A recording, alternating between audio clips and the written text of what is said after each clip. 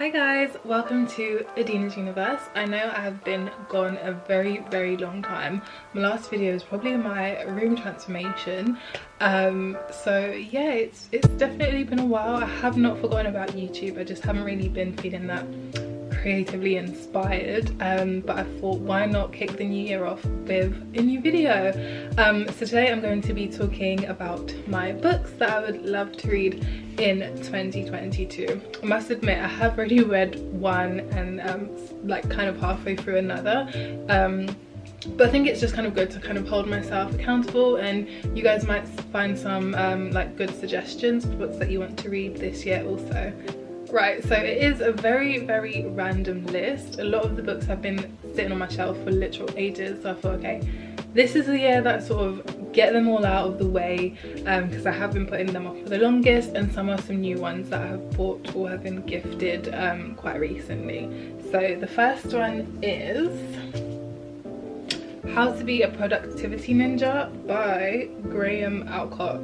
Now this one I had received back in, I think, 2018 to do with work. I think we went to a conference or something and they were giving these books out, so I'd got one, and I guess it's just all about how to be productive, which is something I definitely need to take into the new year, because unproductivity was kicking my behind last year.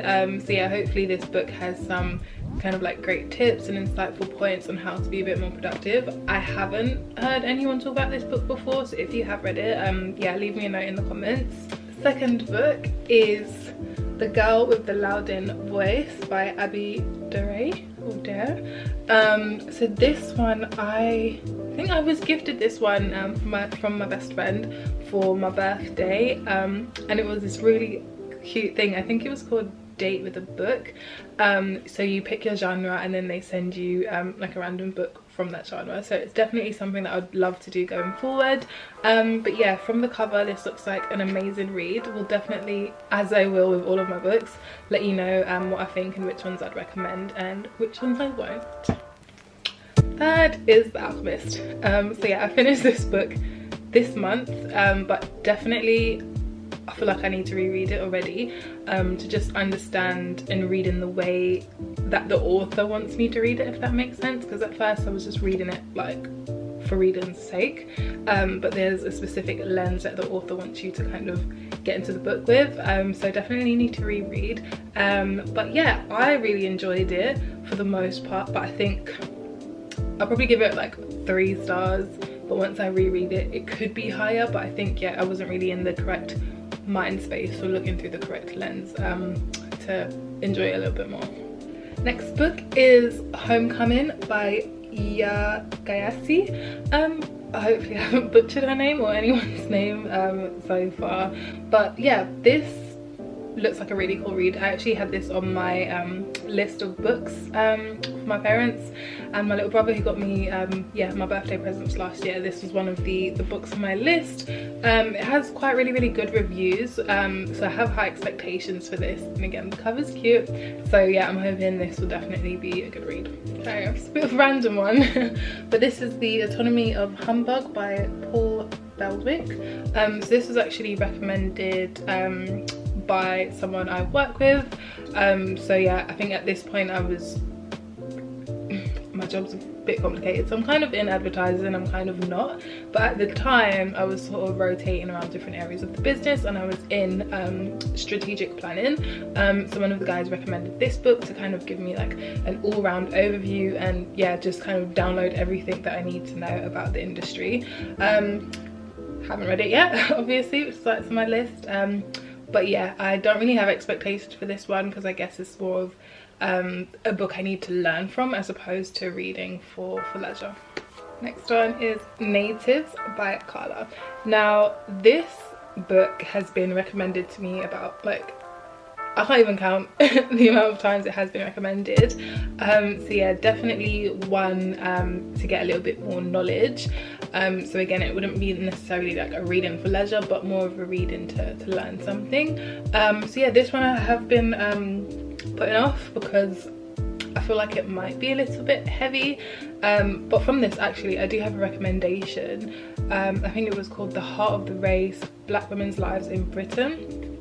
10 out of 10 book. It was so good, and I felt like I learned so much, especially about the sort of Black, Caribbean, West Indian perspectives in Britain, because that is something we don't really hear too much about. So that was one of my like tougher reads for last year, but would definitely recommend it. And it's also spurred me to have sort of more conversations with my grandparents surrounding race, and when they came over from Grenada and Montserrat, how they were sort of treated in Britain, and kind of relating that to the book as well. So it definitely did hit home. But yeah, even if you're not West Indian, I would still like definitely recommend the book. I will add a link in below for it because it's somewhere on my shelf.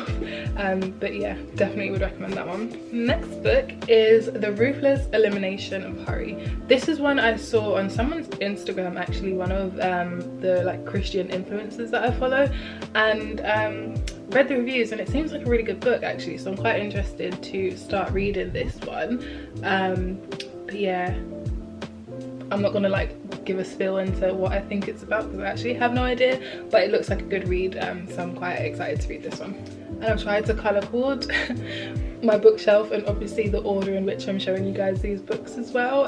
So again, it's in no particular order of sort of when I want to read it or when I'm going to read it. It's just purely like colour focused, I guess. But yeah, this next book is Relational Intelligence, and this is another one that I saw from one of the Christian influencers I follow, but I also saw it on Justin Bieber's Instagram also, and I was like, okay, I need to check it out because it seemed to be everywhere last summer. Like, so many people are reading this book, and there was as a result so many recommendations.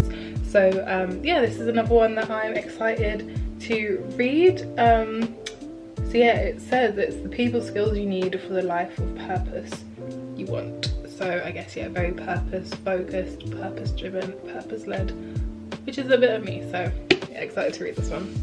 Next up we have this huge chunky book called Behave. Now, I am very into sort of your neuroscience and behavioral science side of things. It does kind of make up a big part of my job as well, so it's definitely sort of a professional interest that is also a personal interest. But yeah, this is supposed to be about the biology of humans at their best and worst, and this is by Robert Sapolsky. Sorry if I butchered your name. But yeah, it was New York Times bestseller also, and it just, yeah, gives you an understanding or an indication as to why humans behave the way we do, which is a question that needs answering because I do not know. And Atomic Habits. All right, now, okay, if you're here, you've probably read this, so do leave a comment in the comment section telling me how much you enjoyed it, because I haven't heard anyone say a bad thing about this book. Like, it has been recommended so many times. I've seen it on so many sort of like book lists and book reviews, so I'm excited to get it, and I'm kind of not nearly done, but I'm nearly halfway.